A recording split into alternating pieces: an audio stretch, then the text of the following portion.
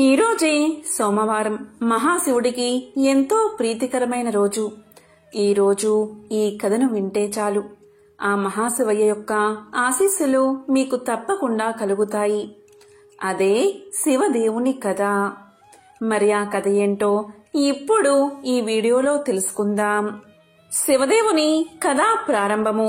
ఓ భక్తులారా, తెలుగుదేశమున ఒకానొక గ్రామసీమలో బీదవాడైన శివయ్య అనే పేరుగల బ్రాహ్మణుడు నివసిస్తున్నాడు. అతను రాజేశ్వరి అనే ఆమెను పెళ్లాడి కాపురం చేస్తూ ఉన్నాడు. కొంతకాలానికి ఆ దంపతులకు ఒక కుమారుడు, ఒక కుమార్తె కలిగారు. పుత్రుని పేరు సదాశివుడు, పుత్రిక పేరు దాక్షాయణి. బీదవాడు అవడం వల్ల శివయ్య భిక్షాటనం చేసి భార్యా బిడ్డలను పోషించుకుంటూ ఉండేవాడు. ఈ విధంగా కొంతకాలం గడిచిన తర్వాత తన భార్యతో శివయ్య ఇలా చెప్పాడు: మనం ఈ దరిద్రావస్థను భరించలేకపోతున్నాం. నేను తిరుపతి పుణ్యక్షేత్రానికి వెళ్లి స్వామిని దర్శించి అక్కడ కష్టపడి కొంత ధనాన్ని సంపాదించి తిరిగి వస్తాను. నీవు బిడ్డలను జాగ్రత్తగా చూస్తూ ఉండమని చెప్పి శివయ్య ప్రయాణమై వెళ్తుండగా ఒక ముసలి బ్రాహ్మణుడు శివయ్యకు ఎదురై ఇలా చెప్పాడు: ఎవరు నాయనా నీవు అని అడిగాడు. దానికి శివయ్య ఇలా చెప్పడం మొదలుపెట్టాడు: మహానుభావా, ఆ కనిపిస్తున్న పల్లెయే నా గ్రామం. చాలా బీద కుటుంబకుడును. ఒక భార్య, 2 పిల్లలు ఉన్నారు. సంపాదించింది చాలక దరిద్ర బాధ భరించలేక తిరుపతికి వెళ్లి ధనార్జన చెయ్యాలి అనే తలంపుతో ఇల్లు విడిచి బయలుదేరాను అని చెప్పాడు. దానికి ఆ ముసలి బ్రాహ్మణుడు నవ్వుతూ ఇలా పలికాడు: ఓయి వెర్రినాయనా, తిరుపతికి వెళ్లినంత మాత్రాన, ప్రభు దర్శనం చేసినంత మాత్రాన నీవు ధనాన్ని సంపాదించుకోగలవా?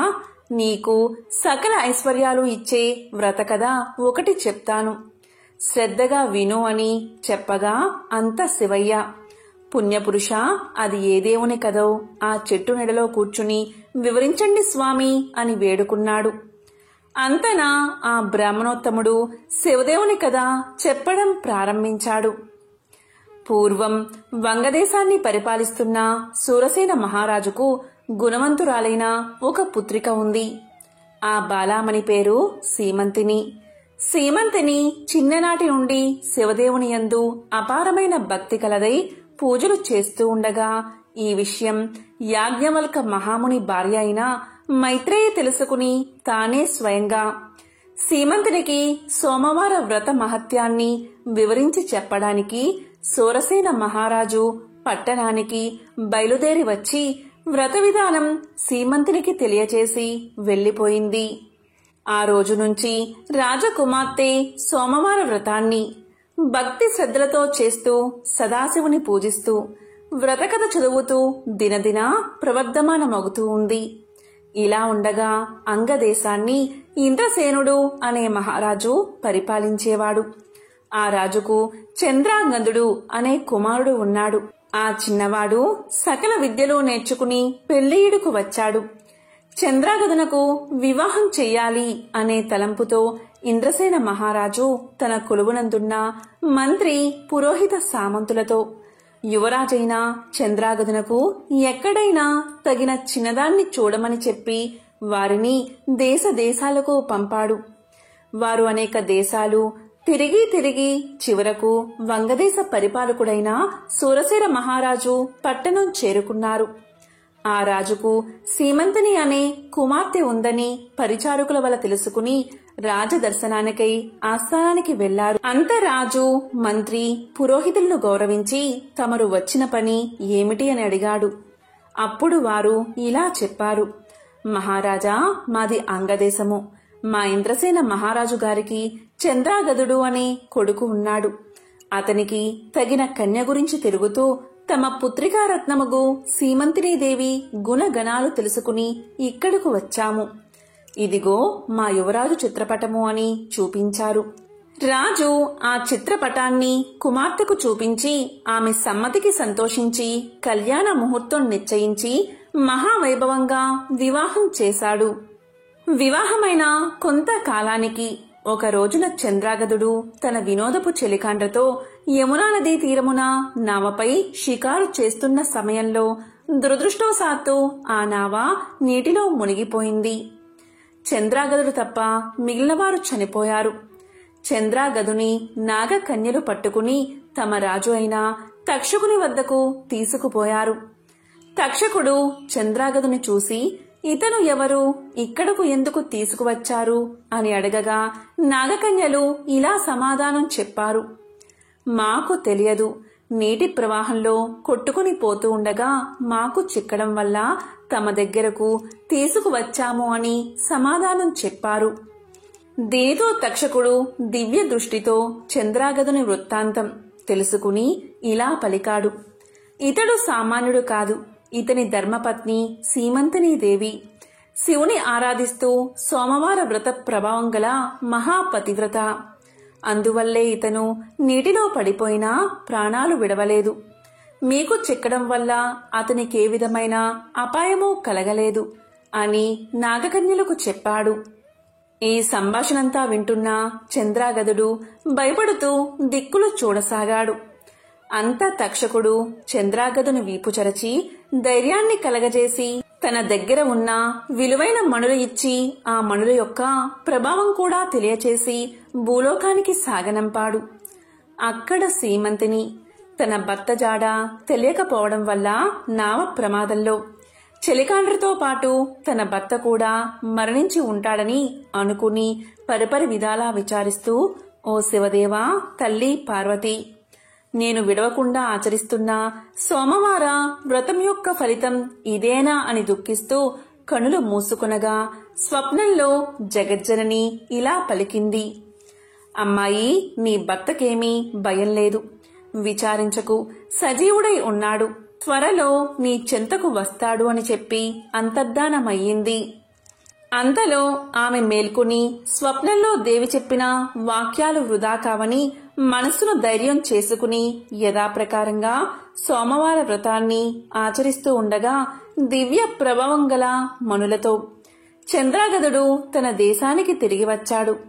ఇంద్రసేన మహారాజు కొడుకు రాకకు సంతోషించి జరిగిందంతా తెలుసుకుని తన కుమారుడు సజీవుడిగా ఉన్నాడని మహిమగల మణులతో తిరిగి వచ్చాడు అని ఆ శుభవార్తను సూరసేన మహారాజుకు కబురంపి శుభముహూర్తాన సీమంతిని దేవికి చంద్రాగదునకు వైభవోపేతంగా పట్టాభిషేకం చేశాడు.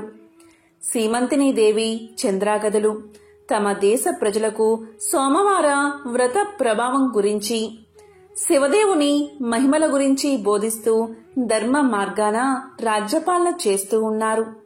సీమంతిని దేవి తన సోమవార వ్రత మహిమ వల్లే ఐదోతనం కాపాడుకోగలిగిందని ప్రజలంతా భావించి తాము కూడా సోమవార వ్రతాన్ని చేసి సకల సంపదలతో సుఖంగా ఉన్నారు అని ముసలి బ్రాహ్మణుడు శివయ్యతో చెప్పి ఇలా అన్నాడు.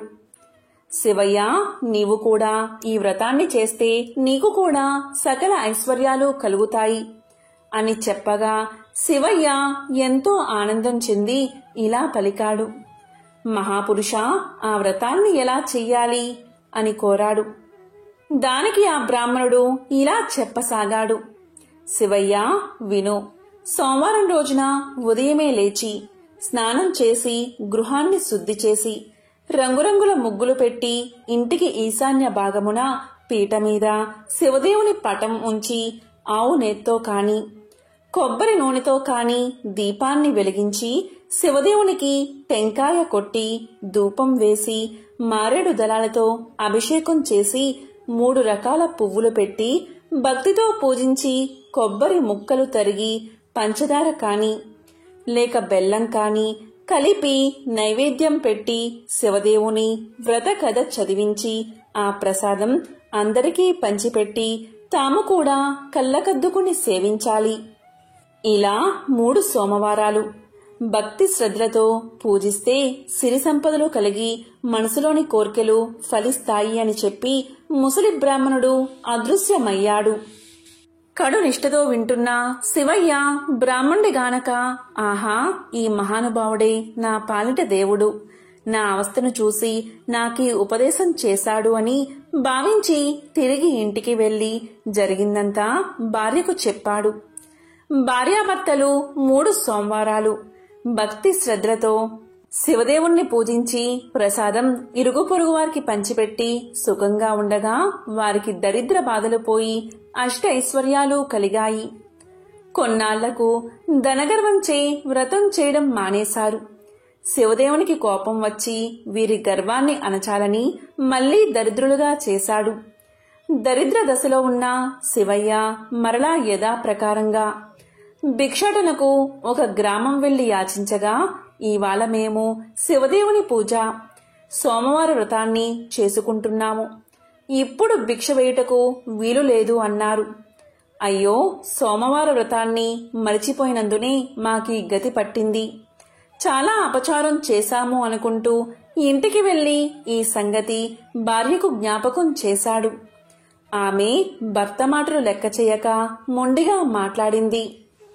గత్యంతరం లేక శివయ్య పిల్లలతో నదిలో స్నానం చేసి వచ్చి శివదేవుణ్ణి పూజించి కథ చెప్పుకుంటూ భార్యను వినడానికి రమ్మని పిలిచాడు. తాను కథ కూడా వినను అని చెప్పగా ఆ మరనాడే ఆమె నేత్రాలు కనిపించకుండా పోయాయి. భర్త అయిన శివయ్య ఇలా పలికాడు. ఓసి పిచ్చిదానా, శివదేవుని పూజ మానేశావు, కథ కూడా విన్ను అన్నావు. నేను బీదవాడు అయిపోయాను, నీవు గుడ్డిదానివి అయిపోయావు. కనుక చేసిన తప్పులు క్షమించమని లెంపలు వేసుకో అని గట్టిగా మందలించాడు. భార్య అలాగే చేసి స్నానాన్ని ఆచరించి సోమవార వ్రతాన్ని ఆచరించి ప్రసాదాన్ని కళ్ళకొద్దుకుని సేవించింది. వెంటనే కన్నులు కనిపించాయి. పోయిన ఐశ్వర్యం కలిగినది. ఆనాటి నుండి ప్రతి సోమవారం ఆ దంపతులతో పాటే ఆ గ్రామస్తులు కూడా శివదేవుణ్ణి మారేడు దళాలతో పూజిస్తూ సకల ఐశ్వర్యాలతో తులతూగుతున్నారు. కాబట్టి ఈ సోమవార వ్రతాన్ని, శివదేవుని పూజ ఎవరు చేస్తారో వారు ఇహమందు సర్వసుఖాలను, పరమందు మోక్షాన్ని పొందుతారు. ఈ కథ విన్నవారికి, చదివిన వారికి సాంబశివుడు సకల ఐశ్వర్యాలను ప్రసాదిస్తాడు అని సూత పౌరాణికుడు సౌనకాది మునులకు బోధించాడు. సోమవారం సందర్భంగా ఒక శివభక్తుని కథను ఇప్పుడు తెలుసుకుందాం. పూర్వం పూసలార్ అనే సాధువు ఎంతో పేదరికంలో ఉండేవాడు. కాని ఆయన ఒక గొప్ప శివభక్తుడు. ఈయన శివుడికి ఒక అద్భుతమైన గుడి కట్టాలని కోరుకునేవాడు.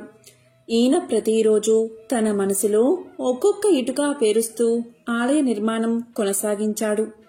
ఇది ఒక అంతర్ముఖమైన చర్య. కొన్నాళ్ల తర్వాత ఆ ప్రదేశంలోని రాజు కూడా అక్కడ ఒక పెద్ద శివాలయం కట్టాలని సంకల్పించాడు. ఏ రోజైతే రాజు ఆ శివాలయానికి ప్రారంభోత్సవం చెయ్యాలని అనుకున్నాడో ఆ క్రితం రోజున శివుడు రాజుకి కల్లో కనబడి ఇలా చెప్పాడు. నేను రేపు నీ ఆలయానికి రాలేను. ఎందుకంటే పూసలార్ కూడా ఒక ఆలయం కట్టుకున్నాడు ఇదే ప్రాంతంలో. నేను ఆ ఆలయానికి వెళ్ళాలి. అతను కూడా రేపే దానిని ఆవిష్కరిస్తున్నాడు అని చెప్పాడు. రాజు ఎంతో భయంతో నిద్ర లేచాడు. ఈయన ఈ ఆలయ నిర్మాణానికి ఎన్ని సంవత్సరాలుగానో ఎంతో కష్టపడ్డాడు. ఎంతో డబ్బును వెచ్చించాడు. ఎంతో శ్రమపడ్డాడు. కాని శివుడు ఇప్పుడు మరో ఆలయానికి వెళ్తానని చెప్తున్నాడు. అది కూడా అదే నగరంలో అని. ఆ ఆలయం పూసలార్ కట్టిందని చెప్తున్నాడు. ఇంతకీ ఎవరీ పూసలార్? నాకు తెలియని ఆ ఆలయమేమిటి అని ఆశ్చర్యపోయాడు రాజు. పూసలార్ ఎవరో కనుక్కురమ్మని ఆయన తన సైన్యాన్ని పంపించాడు. వారు ఒక పేద గుడిసెలో పూసలార్ని చూశారు. అప్పుడు రాజు పూసలార్ దగ్గరికి వచ్చి ఇలా పలికాడు. నీ ఆలయం ఏది అని బెదిరించాడు. అప్పుడు పూసలార్ ఇలా సమాధానం చెప్పాడు. మహారాజా, నేను కట్టుకున్న ఆలయం నా హృదయంలోనే ఉంది అని సమాధానం చెప్పాడు. దైవంతో మమేకం అవ్వడమే భారతీయ సంస్కృతి. ద్వాపర యుగంలో అర్జునుడే కలియుగంలో తిన్నడిగా అవతరించాడు. ఆ తిన్నడి భక్త కన్నప్పగా కీర్తి గడించాడు. తిన్నడి పుట్టు పూర్వోత్తరాలను అతను భక్త కన్నప్పగా మారిన వైనాన్ని మనం తెలుసుకుందాం. అర్జునుడు ఆ జన్మలో శివసాయుధ్యం పొందలేక మరో జన్మ ఎత్తాడు. తండ్రి నాదనాల దంపతులు తిన్నడి తల్లిదండ్రులు. తిన్నడు బోయ కుటుంబంలో జన్మించినందున రోజూ వేటకు వెళ్లేవాడు. ఒకరోజు వేటాడ్డం పూర్తయ్యాక అడవిలోని ఓ చెట్టు కింద నిద్రపోయాడు. అలా పడుకున్నప్పుడు తిన్నడికి మహాశివుడు కనిపించి కొద్ది దూరంలో ఉన్న గుడికి వెళ్లమని చెప్పినట్లు కలవచ్చింది. తిన్నడు నిద్ర నుంచి మేల్కోగాని ఒక దుప్పి కనిపించింది. తిన్నడు దాన్ని వేటాడుతూ వెళ్లి మొగలేరు చేరుకున్నాడు. అక్కడ సరిగ్గా తనకు కలలో కనిపించిన శివలింగం దర్శనం ఇచ్చింది. తిన్నడు మురిసిపోయి, అయ్యా శివయ్య, నీకు నా మీద ప్రేమ ఉంటే మా ఇంటికి రా అని పిలిచాడు. మహాశివుడు రాకపోవడంతో తిన్నడు ఇల్లు వాకిలి మరచి అక్కడే ఉండిపోయాడు. ఇక పొద్దస్తమానం శివుడి సేవలోనే గడపసాగాడు. ఉదయం లేస్తూనే శివలింగం ఉన్న ప్రదేశాన్ని ఊడ్చి శుభ్రం చేస్తాడు. నోటితో నీళ్లు తెచ్చి శివలింగానికి అభిషేకం చేస్తాడు. చేతుల్లో పట్టినన్ని బిల్వ పత్రాలు తెచ్చి లింగాన్ని అలంకరిస్తాడు. వేటాడి తెచ్చిన మాంసాన్ని నైవేద్యంగా సమర్పిస్తాడు. అదే ఊరిలో ఉన్న శివగోచార అనే భక్తుడికి తిన్నడి తీరుతిన్ను నచ్చలేదు. నోటితో నీళ్లు తెచ్చి శివలింగం మీద పోయడం, మాంసాహారం నైవేద్యంగా పెట్టడం అంతా జుగుప్స కలిగించింది. దీంతో శివగోచార ఇలా అన్నాడు, ఇలా మొరపెట్టుకున్నాడు. మహాశివ, ఈ విపరీతాన్ని నేను చూడలేకపోతున్నాను. పాప పంకిలమైన పనులు చేయడమే కాదు, చూడ్డము ఘోరమే. ఇంతకంటే చనిపోవడం మేలు అని దుఃఖిస్తూ తలను శివలింగానికి కొట్టుకుని చనిపోబోయాడు. అప్పుడు మహాశివుడు చిరునవ్వు నవ్వి, ఆగు, తొందరపడకు, ఇక్కడే దాక్కుని ఏం జరగబోతుందో చూడు అన్నాడు. శివగోచారుడు మహాశివుడు చెప్పినట్లే చేశాడు. శివలింగం చాటుగా వెళ్లి నిలబడ్డాడు. అప్పుడే నోటితో నీళ్లు తెచ్చిన తిన్నడు ఎప్పట్లాగే శివలింగానికి అభిషేకం చేశాడు. బిల్వ పత్రాలతో అలంకరించి మాంసాన్ని నైవేద్యంగా సమర్పించి పూజ చేశాడు. అయితే శివుడు తనకు పెట్టిన నైవేద్యాన్ని ఆరగించలేదు. ఎందుకు ఇలా జరిగింది? శివుడు తన్ను తిరస్కరిస్తున్నాడా అనుకుని బాధగా చూశాడు తిన్నడు. తీరా చూస్తే శివుడి కంటిలో నుంచి కన్నీరు కారుతుంది. రుద్ర నేత్రంలోంచి కన్నీరు కారడం తిన్నడు భరించలేకపోయాడు. తిన్నడు పరిగెత్తుకుంటూ వెళ్లి ఔషధ మొక్కల ఆకులు తెచ్చి రాతిమీద నూరి దానితో కంటికి కట్టుకట్టాడు. తీరా చూస్తే రెండో కంటి నుండి రక్తం కారుతుంది. ఇక తిన్నడు సహించలేకపోయాడు. బాణంతో తన కన్ను తొలగించి మహాశివుడికి అమర్చాడు. కాని అప్పుడు మొదటి కంటిలో నుంచి రక్తం కారడం మొదలయింది. తిన్నడు మరింత దుఃఖిస్తూ, శివా, విచారించకు, నా రెండో కన్ను కూడా తీసి పెడతాను అంటూ శివుడికి రక్తం కారుతున్న కంటిని గుర్తించేందుకు తన కాలిని ఆ కన్ను దగ్గర పెట్టి రెండో కంటిని పెకలించి తీసి శివుడికి అమర్చబోయాడు. అదంతా వెనక నుంచి చూస్తున్న శివగోచారి ఆశ్చర్యానికి అంతు లేకపోయింది. తిన్నడి అపరిమిత భక్తి ప్రపత్తులకు శివుడు ప్రత్యక్షమయ్యాడు. తిన్నడు మరో కన్ను పెకలించకుండా వారించి, భక్తా, నీ నిస్వార్థ భక్తికి మెచ్చాను.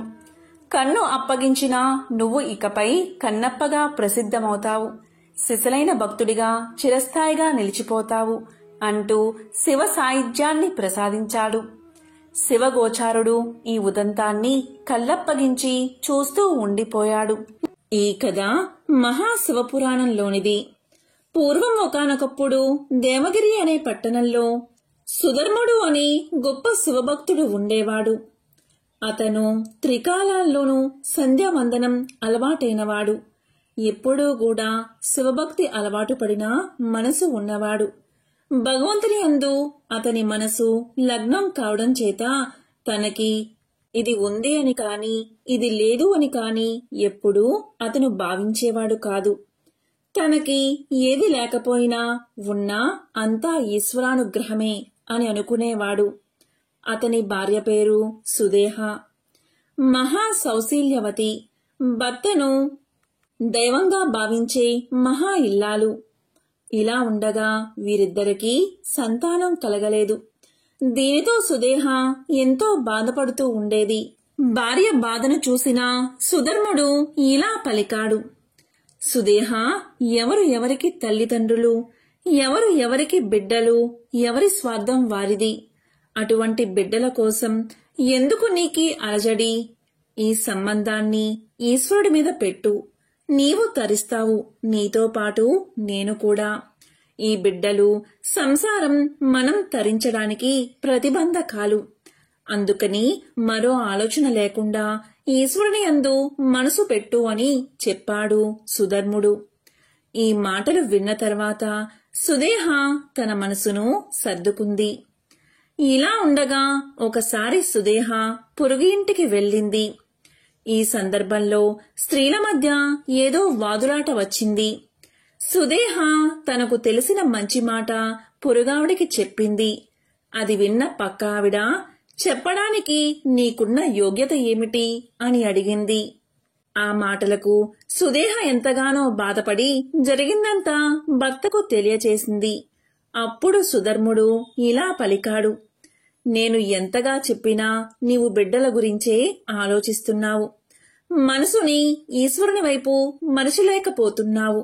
బిడ్డలు కలగడానికి కలగకపోవడం మన దోషం. ఆ దోషం నీదో నాదో తేల్చడానికి ఆ ఈశ్వరుడికే ఒక పరీక్ష పెడతాను. ఆ విషయాన్ని నేనే స్వయంగా ఈశ్వరుణ్ణి అడుగుతాను అని చెప్పాడు సుధర్ముడు. అప్పుడు సుధర్ముడు 2 పూలదండలు తెచ్చి భగవంతుని పాదాల దగ్గర పెట్టాడు. 2 పువ్వులు పెట్టి శివుడికి ఒక విజ్ఞాపన చేశాడు: ఒకవేళ నాయందు బిడ్డలు పుట్టడానికి దోషం ఏదైనా ఉంటే ఆవిడ ఈ దండ పట్టుకుంటుంది. ఒకవేళ మాకు అదృష్టం రాసిపెట్టి బిడ్డలు కలిగే యోగ్యం ఉంటే ఆవిడ ఈ దండ పట్టుకుంటుంది. ఈశ్వరా, నీ నిర్ణయాన్ని నువ్వే మాకు తెలియచెయ్యాలి అని నమస్కారం చేసుకుని భార్యతో ఇలా పలికాడు: సుదేహ, ఈ 2 దండల్లో ఒకదాన్ని పట్టుకో అన్నాడు. అప్పుడు సుదేహ పిల్లలు పుట్టే అదృష్టం లేని 2వ దండను పట్టుకుంది. అప్పుడు సుధర్ముడు ఇక తమకు సంతానం కలగదని, సంతానం గురించి తనను ప్రశ్నించవద్దని, ఈశ్వరుని యందు మనసు పెట్టుకోమని సుదేహకు తెలియచేశాడు. అప్పుడు సుదేహ భర్తతో ఇలా పలికింది: ఇలా జరగడానికి వీల్లేదు. నాకు కొడుకు పుట్టకపోయినా బాధలేదు, కాని అమ్మా అని పిలిపించుకోవడానికి మీరు మరొక వివాహం చేసుకోండి.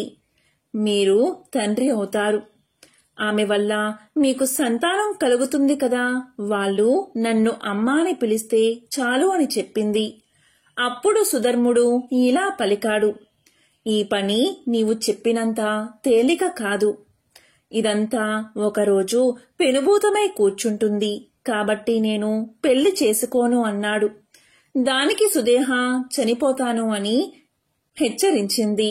దీంతో సుదేహ మాట కాదనలేక సుదేహ చెల్లెల్ని వివాహం చేసుకున్నాడు సుధర్ముడు. ఆమె పేరు గృష్ణ. ఈ విధంగా సంతోషంగా కాలం గడుస్తుంది. గృష్ణకి ఒక లక్షణం ఉండేది.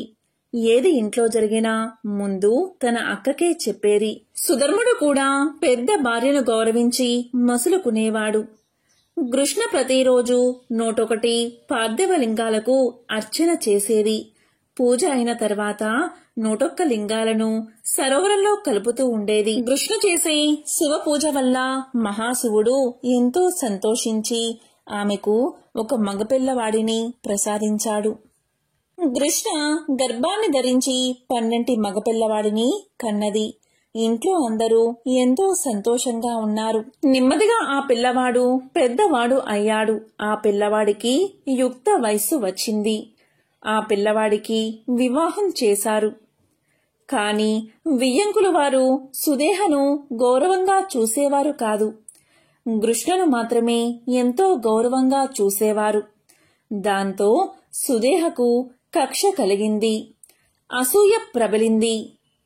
కృష్ణకు కొడుకు ఉండడం వల్లే కదా నన్ను కొడుకులు లేని కారణంగా ఇంత చులకనగా చూస్తున్నారు అని భావించి ఆ కొడుకే లేకపోతే తన చెల్లెలు ఎంత బాధపడుతుందో. ఆమె ఏడుస్తూ ఉంటే నా కోపాగ్ని చల్లారుతుంది అని భావించింది సుదేహ. ఒకరోజు కొడుకు కోడలు పడుకుని ఉన్నారు. ఆ సమయంలో తన భార్యతో నిద్రపోతున్న పిల్లవాని గదిలోకి వెళ్లి ఒక కత్తితో ఆ పిల్లవాణ్ణి పొడిచి చంపి శరీరాన్ని ముక్కలుగా కోసి మూటకట్టి తన చెల్లెలు రోజూ శివలింగాలను కలిపే చోట నీటిలో పాడవేసింది. సుధర్ముడు ప్రతిరోజులాగే తెల్లవారుజామునే లేచి సంధ్యావందనం కోసం నదీ తీరానికి వెళ్లిపోయాడు. అతని వెంట చిన్న భార్య అయిన కృష్ణ కూడా శివలింగాలకు అర్చన చేసేందుకు వెళ్లిపోయింది. ఇక ఇంటిలో కొడుకు గదిలో రక్తపు మరకలు చూసిన కోడలు పిల్లవాణ్ణి ఎత్తుకుని పదే పదే గోరును ఏడుస్తుంది. దీంతో సుదేహ లోపలకు వెళ్లి కొడుకు చనిపోయాడా అని పలికి ఏడుస్తూ ఉంటే కృష్ణ మాత్రం ఏడవకుండా మామూలుగా శివార్చన చేస్తూ ఉంది. కృష్ణ ఇలా పలికింది, ఎవరు బిడ్డను ఇచ్చారో వారే ఆ బిడ్డను రక్షిస్తారు. ఆయనే ఇదంతా చేస్తాడు అని శివలింగాలకు పూజ చేసి తరువాత పూజ చేసిన శివలింగాలను నీటిలో కలపడానికి నది వద్దకు వెళ్ళింది. అక్కడ కొడుకు శరీర భాగాలు నీటి మీద తేలుతూ కనబడ్డాయి. చిత్రం ఏమిటి అంటే కృష్ణ ఏమీ అనలేదు. ఆ దృశ్యాన్ని చూసిన శివుడు మాత్రం తట్టుకోలేకపోయాడు. శివుడు భరించలేకపోయాడు. వెంటనే శివానుగ్రహం వల్ల ఆ నీటిలోంచి కృష్ణ కొడుకు నడుచుకుంటూ వచ్చి తన తల్లితో ఇలా పలికాడు, అమ్మా, పెద్దమ్మ చంపగా నేను చనిపోయాను. నీవు చేసిన పూజ వల్ల శివుడు కరుణించి నన్ను బతికించాడు అని అన్నాడు. దానికి కృష్ణ ఇలా పలికింది, నాయనా, నిన్ను కాపాడినవాడు మహాకాలుడు. అతనే తీసుకువెళ్తాడు, అతనే బతికిస్తాడు. ఆయనే నిన్ను రక్షించాడు అని పలికింది. కాని కొడుకు మాత్రం పెద్దమ్మను నానా మాటలు అన్నాడు.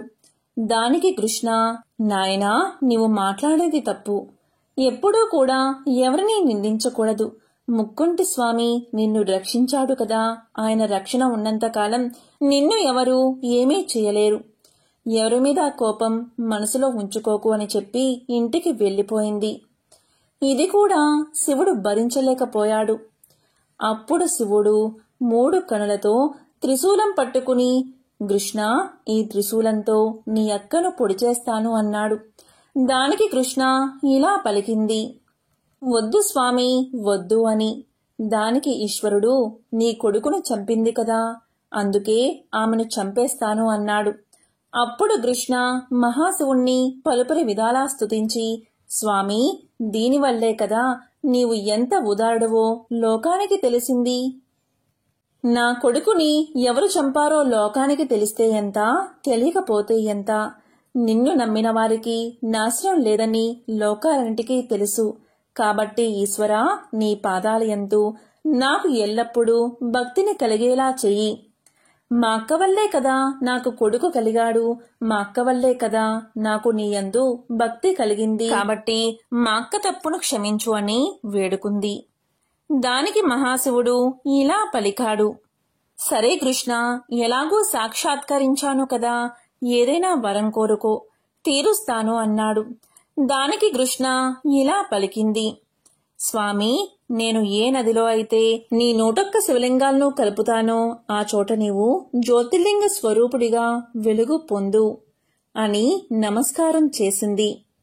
కృష్ణ ప్రార్థన మేరకు మహాశివుడు కరుణించి ఇలా పలికాడు, సరే, అలాగే చేస్తాను. నీ కోరిక మేరకు ఆ ప్రదేశంలో జ్యోతిర్లింగంగా మారుతాను. నీ పేరు మీద కృష్ణేశ్వరుడు అనే పేరుతో వెలుస్తాను. నీవు నా గొప్ప భక్తురాలవు. ఇక్కడకు వచ్చిన భక్తులందరూ నీ చరిత్ర తెలుసుకోవాలి. నీ చరిత్ర జ్ఞాపకం తెచ్చుకోవాలి. జీవితంలో ఒకసారైనా నీ కథను విన్నవారికి వారి ఇంట్లో సకల శుభాలు కలుగుతాయి. కష్టాలు బాధలు తొలగిపోతాయి. కాబట్టి నిన్ను తప్పనిసరిగా తలుచుకోవాలి. నా పేరు ఈశ్వరుడు కాదు, ఇక్కడ కృష్ణేశ్వరుడై వెలుస్తాను అని చెప్పాడు మహాశివుడు. ఇంకా ఇలా పలికాడు, కృష్ణ, నీ యొక్క తరతరాల వారు నీ వంశంలో అందరూ మహాభక్తులు అవుతారు. నీ అక్కకు గల దుర్బుద్ధిని తీసేసి ఆమెకు సద్బుద్ధిని కలిగించాను. ఈ రోజు నుంచి ఆమె కూడా నా మహాభక్తురాలు అని పలికి స్వామి అదృశ్యమయ్యాడు. కాబట్టి ఈశ్వరుణ్ణి నమ్మిన వారికి ఎన్నడూ లోటు ఉండదు. కాబట్టి మహాశివ పురాణంలోని ఈ పవిత్ర కథను విన్నా, చెప్పినా, వినిపించినా సకల శుభాలు కలుగుతాయి.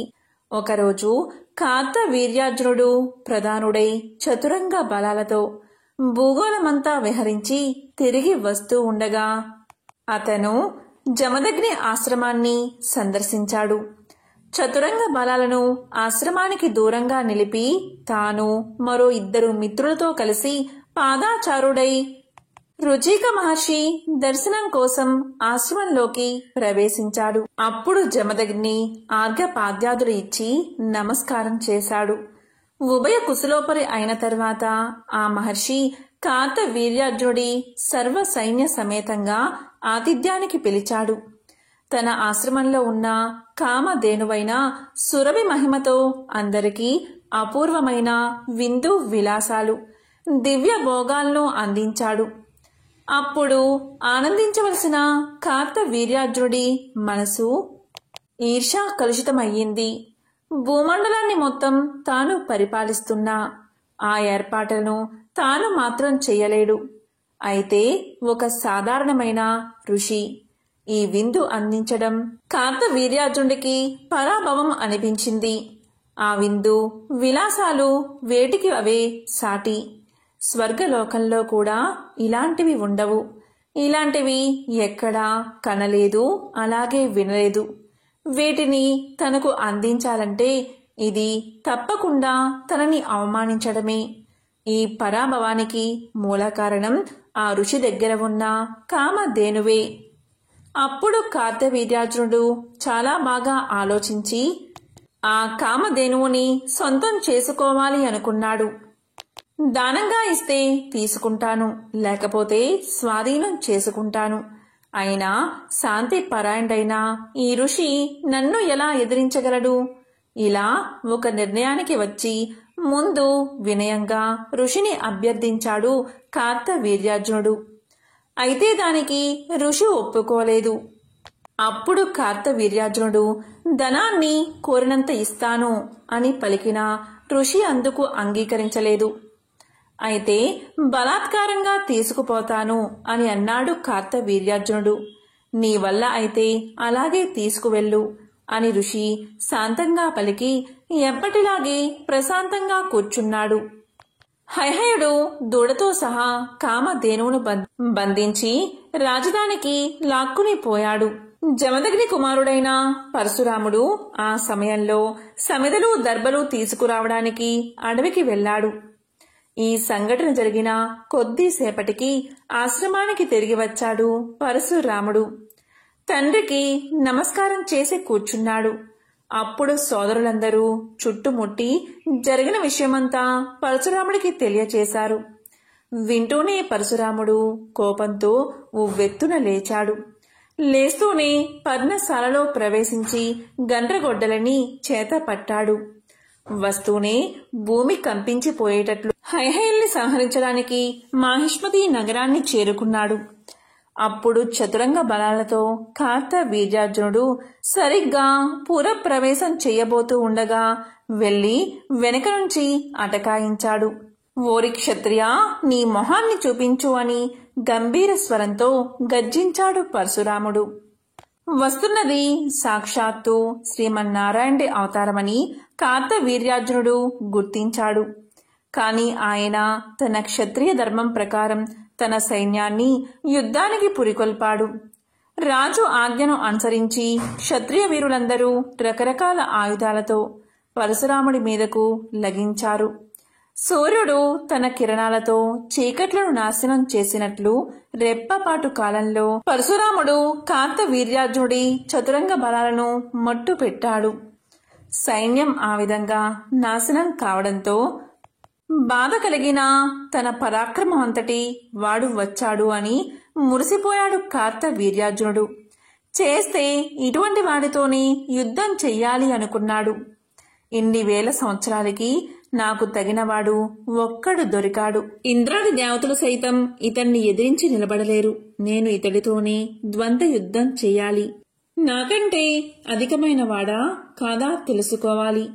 కానీ నాకు దత్తస్వామి ఇచ్చిన వరం ఉండనే ఉంది కదా, కనుక ఈ బ్రాహ్మణుడితో నేను తలపడతాను అని ఒక నిర్ణయానికి వచ్చాడు కార్తవీర్యార్జునుడు. ప్రళయకాల సూర్యుడిలా సహస్ర బాహువులు ధరించి, అంటే చేతులు ధరించి, ఘోర సహస్ర ఆయుధాలను ధరించి పరశురాముడి మీదకు ఆ ఆయుధాలను విసిరాడు. ఆ ధ్వనికి విమోహక్తులై మానవులు ఒక్కరికొక్కరే నేల మీద పడిపోయారు. పరశురాముడు సాక్షాత్తు శ్రీమన్నారాయణుడే. అతను కార్తవీర్యార్జునుడి బాణాలను అన్నిటినీ తన బాణాలతో మార్గ మధ్యలోనే ఎగరగొట్టాడు. కార్తవీర్యార్జునుడి ధనుస్సును కూడా విరగ్గొట్టాడు. అప్పుడు కార్తవీర్యార్జునుడు 1000 ధనస్సుల్ని ఒకేసారి ధరించి ఆ సహస్ర బాణువుల్లో 1000 బాణాలను ఎక్కిపెట్టి ఒక్కసారిగా పరశురాముడి మీదకు వేగంగా విడిచిపెట్టాడు. ప్రళయకాల మేఘాలు తమ ఘోర స్మర్శతో కాల జ్ఞానాన్ని చల్లార్చినట్లు రాముడు ఆ బాణాలంటిని క్షణకాలంలో వృధా చేశాడు. సహస్ర బాహువులతో రెక్కల పర్వతంలో నిలబడ్డ కార్తవీర్యార్జునుడి మీదకు లగించి గండ్ర గొడ్డలితో చెక్కేశాడు. మహావృక్షం కొమ్మల్ని చెక్కినట్లు రెక్కల్ని విరిచేశాడు. అవి ఆకాశంలో ఎగిరి గిరిటీలు కొడుతూ కల్పవృక్ష శాఖలో వచ్చి నేల మీద పడ్డాయి. దత్తాత్రేయుడి అనుగ్రహం వల్ల, మహాశివుడి దయవల్ల కార్తవీర్యార్జునుడికి మళ్లీ 1000 రెక్కలు పుట్టుకు వచ్చాయి. ఇప్పుడు కార్తవీర్యార్జునుడు కొత్త చేతులతో శక్తి ఆయుధం ధరించి పరశురాముడి ధనుర్బాణాలలో గండ్రగొడ్డల్ని ఎగరగొట్టాడు. ఇలా 1000 ధనస్సులు 100 పరశువులు అయిపోయాయి. రాముడిలో రోషం బగ్గుమంది.